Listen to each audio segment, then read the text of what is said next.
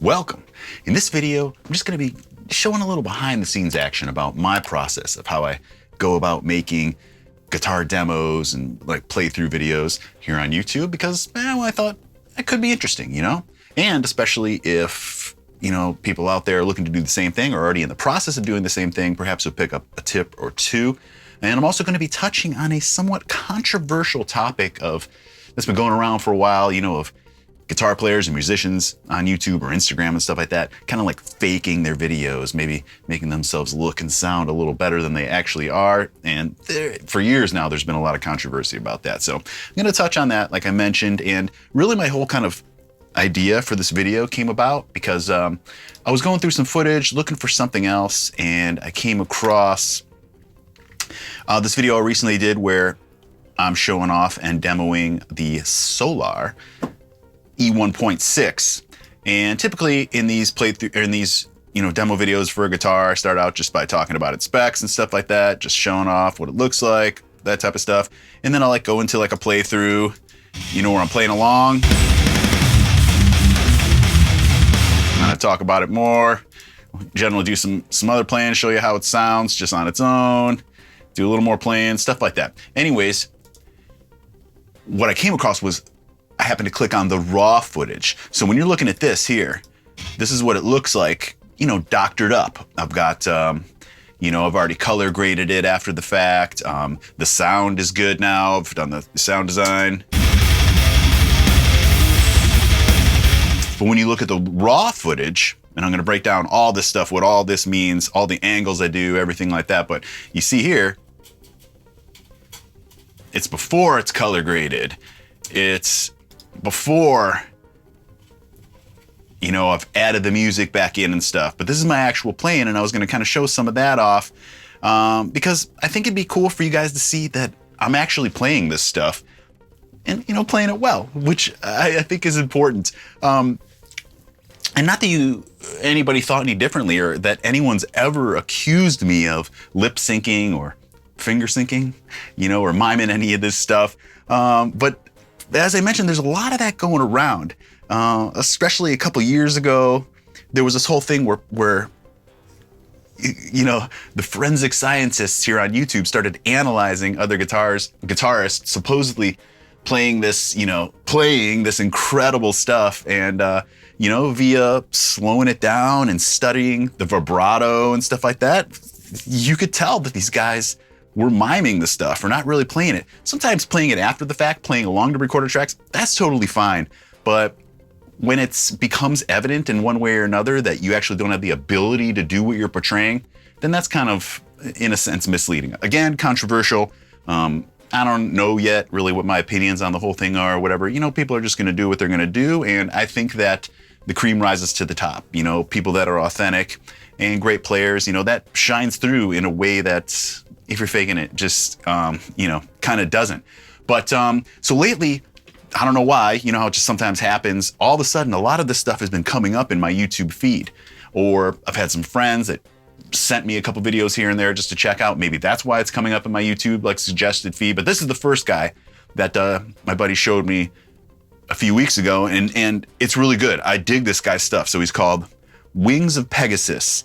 And I could tell just by listening, I've only watched a couple videos of this guy, but I could tell just by watching a couple of his videos that he knows what he's talking about.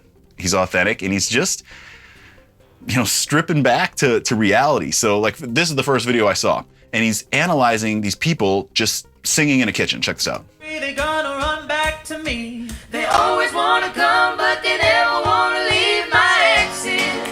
And the they and kind of winning. So this sounds great. The performances are perfect.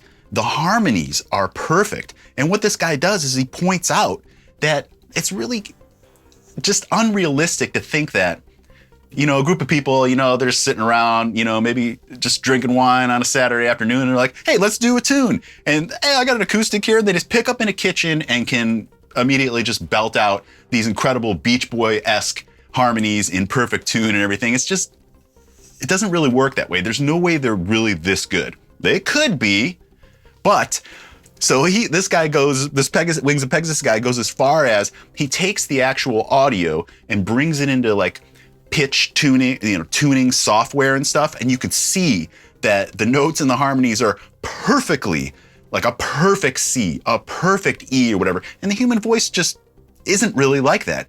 There's gonna be fluctuations. There's gonna be you could still sound great singing an E that isn't an actual perfect E, especially amongst other people with the reverb of this room and stuff.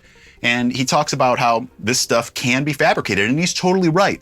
I could recreate these videos. I have the tools and the know-how, being a dude that's been in the audio business for half my life now here, been in and out of studios, work with all this stuff, do this kind of stuff all the time, own a lot of this software and stuff. I use it for different things. Obviously, I'm not making videos of me and my friends singing in a kitchen here, but I could recreate videos like this for people, taking the audio separately, tuning it separately, mixing it back in, mixing in some kitchen sound verb, or each person just sings individually in the kitchen, then they add it together and then play it back.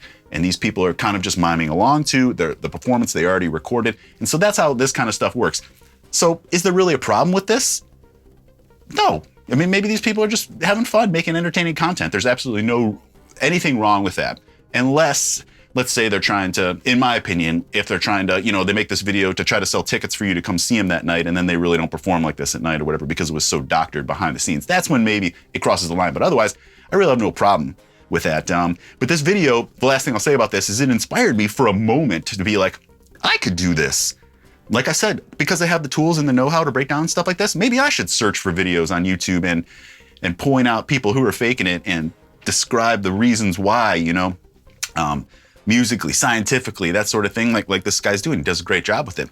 The Wings of Pegasus. But then I thought, no way, I don't want that. Making videos like this, even I hope this video I'm making right now doesn't attract what I'm about to describe. But what this guy's doing, and guys that break down music or talk about anything controversial, politics, anything like that, all that brings so much drama and controversy to your channel. It opens up the comment section to just hate and arguments and just total ignorant comments. Sure, there's great comments too. Sure, there's people who are adding to the conversation, putting in their 2 cents, thoughtful comments. So that's cool. But again, once you start making videos like this, it just opens up this huge new Pandora's box that I personally don't want a part of. I believe my channel here is all positive vibes, down to earth vibes, a cool community, and that's the way I want to keep it. So no, well, I thought it might be a good idea for a moment. I've decided I'm definitely not going to make videos like this breaking down other people's stuff. I'm going to concentrate on my own stuff. Hope that's okay with you guys. Then this led me to this drama with this guy right here. His name is Danny Sapko. I came upon this guy, and what he's talking about is this guy right here, this Giacomo Turra guy, who I've actually been a fan of for many, many years. I'll go into that for a sec. But back to this guy, Danny Sapko. And this guy, he's funny. Things I've ever seen in music. What started out as maybe a bit of a joke became. But if I'm not gonna play this whole thing, obviously. This is this dude's video, but he's funny. I love his sense of humor and his delivery, and his British, I'm guessing. But they just had, the vocabulary is like at another level. I love listening to guys like this. But he is funny. I recommend checking this guy out. But what he's talking about is this guy Giacomo Turra, and how it's come to light recently that this guy is playing other artists' material but not crediting them. So it's not necessarily that he can't play this stuff. From what I can tell, this guy is an incredible guitarist. In fact, I think I've even talked about this guy back in the day, on one of my Everything You Love shows or something about, guitarists modern guitarists that I'm into. Maybe it was that episode, my favorite modern guitarists or whatever. Because this guy is totally sick. Do I care that he's playing other people's material? I've heard him play he plays a lot of funk, jazz type stuff, fusion maybe, even Michael Jackson and I don't know. I can't, I'm not in this world, so I can't tell, but the stuff sounds really cool, and there's a lot of really great guitar playing, and this stuff inspired me. So, but the controversy is that he's not giving any credit to the original artists, and he's kind of trying to pass it off as his own. He's not necessarily saying this is my own original material, but he makes little to no mention that it is somebody else's material. So that's kind of the drama going on with this guy right now, a different type of drama. But let me tell you how I was inspired by this guy. First of all, his stuff just sounds sick. His playing, his leads, note choices and stuff. Let's just check this out.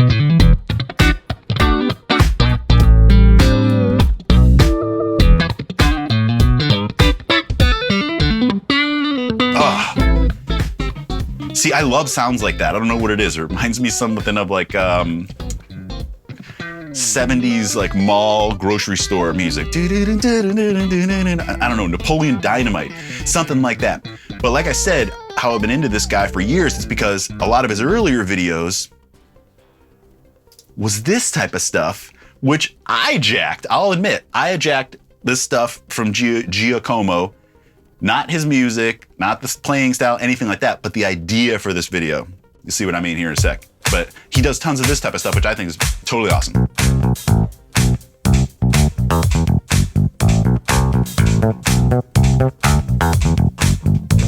So he's looping.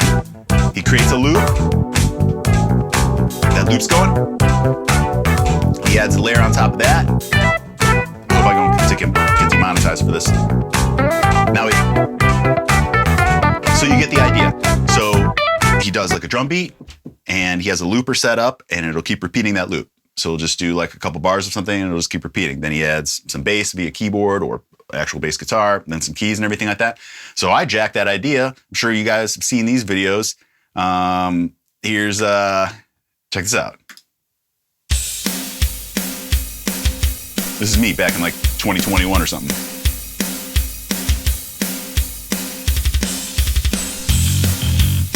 So I switched over to bass, a bass sound there on the keyboard. The loop is now being created.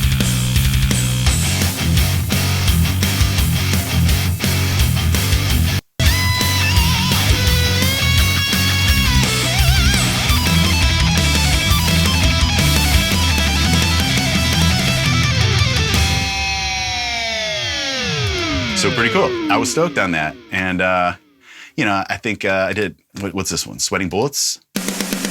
Yeah.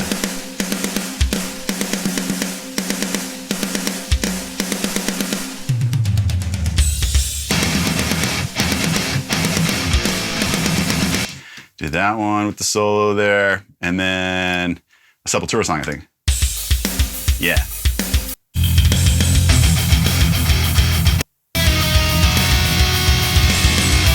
Dead Embryonic Cells.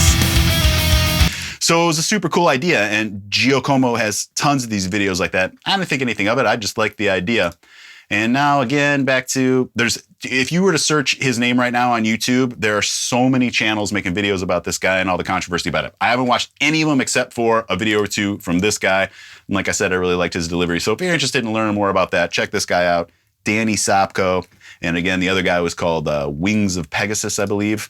Really, really interesting stuff that I recommend you check out. Okay, so that's all I wanted to say about that. Let's get into my stuff a little bit here. And this is just more, like I said, just some behind the scenes stuff that I thought might be interesting. There's no real reason that I'm showing this off other than it's just as I thought it could be cool. And this would kind of be a section for, like I said, either people just a little interested in the process for no other reason than that. People who are doing this stuff. I know I got tons of people I talk to on YouTube, in the comments, Instagram, friends of mine, whatever, that want to do channels or in the process of doing channels or do playthroughs or whatever, you know, and maybe this could help take yours to another level just by hearing some tips or tricks about how I do it. So this would be a typical type performance video, even though this is a demo that I'm doing a performance in. And again, this was for the Solar E1.6. And I plan it out in advance, okay? So everything that I talked about before, I know I'm gonna talk about the guitar, show off some of its specs. Then I wanna jump into me playing along, you know, to show how it sounds in a mix. So that's what I do, and I perform some Elite material from my band, The Elite, from our upcoming album. It's kind of like also a cool way for me to just kind of secretly let people hear some of the new material as we're demoing it and working on it. We haven't recorded the album for real yet, but we're about to do that soon. And I don't have like a release date or anything for that new album yet. But so this is material from the new Elite record, and it's cool because I already have that written. I'm good at it already because I've been working on it every day. I'm working on the new Elite album a little bit here, so I'm constantly writing riffs. My chops are up with all the stuff, and so it's easy for me to sit down and play this stuff. It's my own material, you know what I mean? That I'm already practicing. So in the playthrough sections here, in this particular video, and for most of them, I'll have 3 angles going. So let's see, so I label it like A1, I'll do 3 angles and at least 2 takes. So for instance, this is angle 1, take 1. And I play through the stuff. I'll show you how that sounds in a little bit. Here's angle 2. And here's angle 3. Oop, yeah.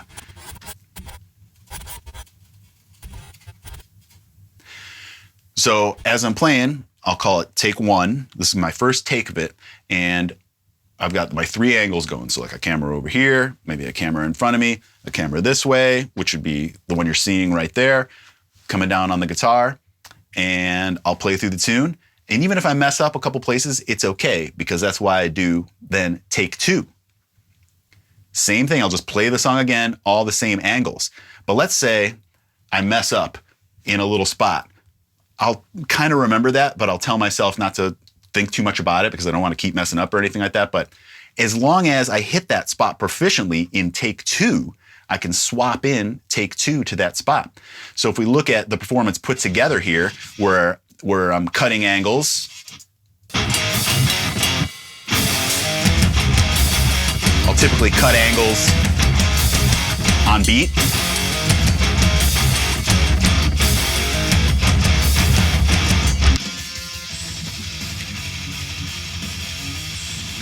I use some what's called like the Ken Burns effect, which takes a photo and pans in on it, move from right or left. So if I do this slowly like here, you can see how it's moving. The whole screen is moving from down here to up there. That's like an up right or down left, I forget, camera angle movement. There's tons of plugins you can get if you're using any of this kind of stuff. This is Final Cut Pro, but if you're using, I can't think of what are the other ones, Premiere, stuff like that. You know, you have all the same type of things. So that's a cool little trick there, just to add some movement to your tripod shots, which mine are. They're tripod shots, just still frame, you know, or not still frame, still camera shots. But you can add movement by, it kind of zooms in on this, makes it bigger than the frame so that you can move the picture or the clip around within the frame. So I'll cut angles and stuff like that. But so this, let's just say, might be take 1 right here. But this might be take 2.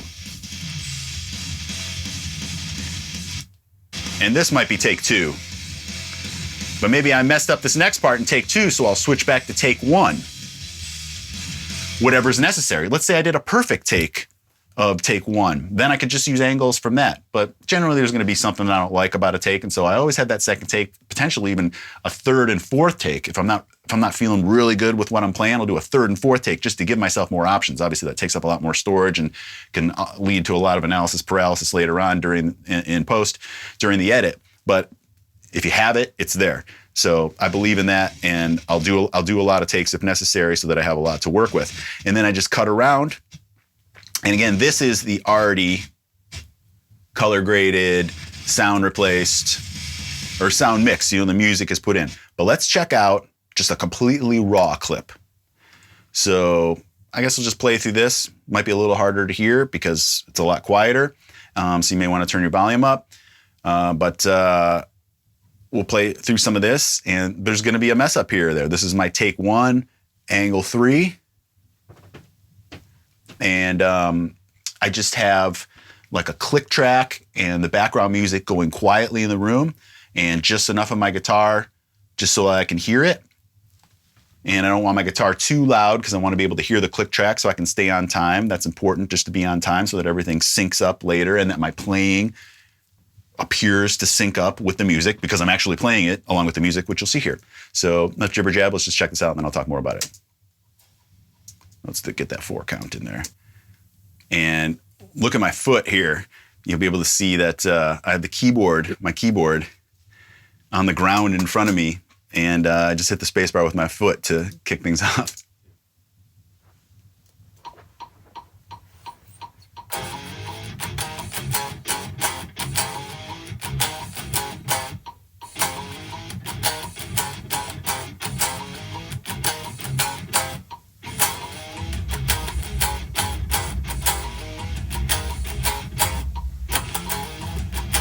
Mess up there.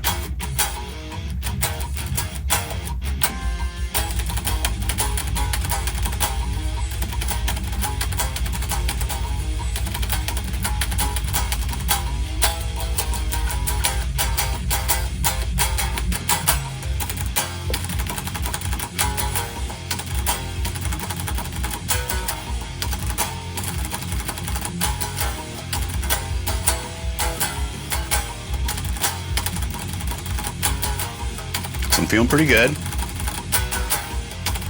Remember, I got 3 angles going on.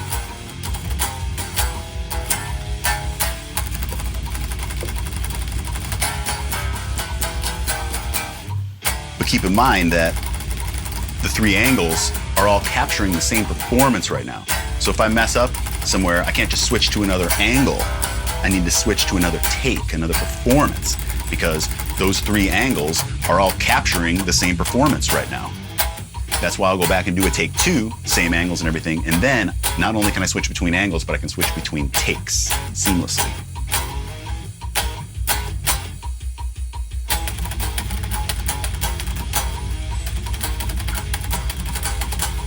So yeah, that's that. And that's the whole reason for this. I just came across this raw footage and was like, maybe people will be interested in this. I don't know.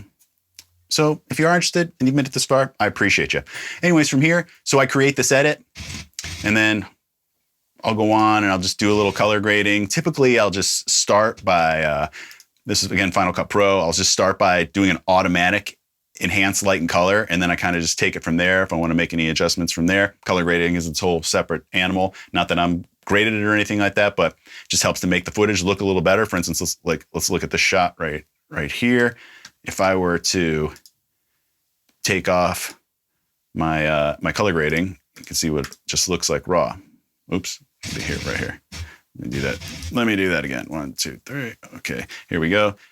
Here's this shot. I'm gonna clear hand. Okay, and I'm gonna take off my color grading. And that was what just it looked like straight from the camera, which when you first load it in, you might think that looks great. But after you color grade it and then remove it like this, you can tell that looks terrible compared to this. Or it just looks a little, I think, cleaner, more menacing, a little more polished, a little more cinematic. So I'll do that. You know, you sync everything up with your editing software. A lot of the time I'll have to do it manually as well, but these editors are great in terms of being able to just sync things up by analyzing your waveforms. So it's always important to get good audio if you're going to be syncing, doing multicam, stuff like that. So anyways, I didn't think that I was going to say what I'm about to say in this video when I was planning it out, but if you are interested in more, I guess, Final Cut Pro tips or Pro Tools tips and stuff like that, let me know. Anytime I do something like Pro Tools related, how-tos, anything like that, there's always guys who are like, dude, I want more of this, but I feel like the audience is so small for that. I would love to make Pro Tools videos all day. I would love to make Final Cut Pro how-to videos, just share what I've learned, because I just figured this stuff out as I went. I watched a lot of YouTube videos myself, and I'm very thankful for the ones that were great and taught me a lot. About color grading, about editing, about sound design, you know, just all that kind of stuff. So if there's a big enough demand for it, I'd love to make videos for that, but I'm not just going to start making them overnight here because I don't really think that the pool for that is too big I know there's a huge pool for it, but for my audience, thank you for being a part of it. I think you guys are just interested in music, hearing music for the most part. So I don't know. I got a wide net out there. I'm happy for each and every one of you guys that like everything you love, guys that like the playthroughs, guys that like the maintenance videos, guys that like the guitar demos, and the guys that'll comment and say, no matter what it is, I enjoy it. Appreciate you guys, especially, like I said, if you've made it this far, get the fist bump. Don't stop now. Go ahead and check out the Solar E1 playthrough in its entirety, the demo, if you haven't watched that yet. Also, check out my Patreon community, patreon.com/RobArnoldWorld, link in description. My guitar instructional DVD, link in description. Shipping with 10 free picks. Appreciate everybody watching, and hope to see you on the next one.